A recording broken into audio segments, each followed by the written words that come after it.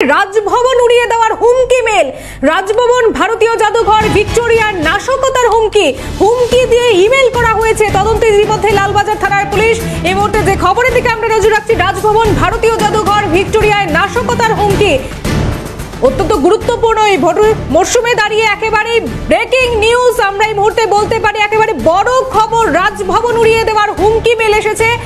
তদন্তে ইতিমধ্যে লালবাজার থানার পুলিশ। আরো বিস্তারিত জানাতে পারবে আমাদের সঙ্গে রয়েছে আমাদের প্রতিনিধি অভিরূপা সাহা। অভিরূপা, এই যে খবর পাচ্ছি হুমকি মেল, কারা দিল এই মেল, কারা করলো মেল? তদন্তে ইতিমধ্যে লালবাজার থানার পুলিশ। আমরা যে বিষয়টা জানতে পারছি, তোমার কাছে এই বিষয়ে কি আপডেট রয়েছে?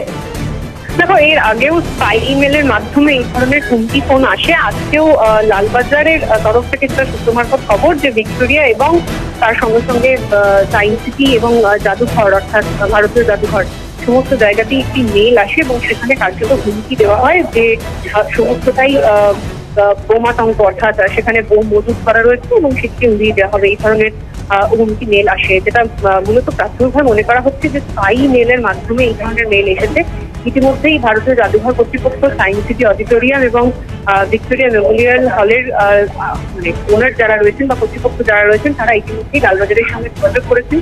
লালবাজারের সাইবার ক্রাইম এবং গোয়েন্দা বিভাগ তারা গুরুত্বপূর্ণভাবে গোটা বিষয়টি খতিয়ে দেখছেন এবং কোন ভিপিএন ইউজ করে এই ধরনের মেল এসেছে সেটাও খতিয়ে দেখা হচ্ছে। আপাততভাবে সেই সময় যে সমস্ত পর্যটকেরা ছিলেন বা দর্শনার্থী যারা ছিলেন, তাদেরকে প্রত্যেককে বের করে দেওয়া হয়েছে যাতে বড় ধরনের কোন রকম সমস্যা না হয়। মূলত কোন ধরনের মেল বা কারা করলো ইমেল, ভিকটিমের মাধ্যমে মেলটাই দেখুন, সেই সমস্ত দিক খতিয়ে দেখা হচ্ছে লালবাজার সাইবার ক্রাইমের তরফ থেকে। বেশ, আপাতত ধন্যবাদ অভিরূপা।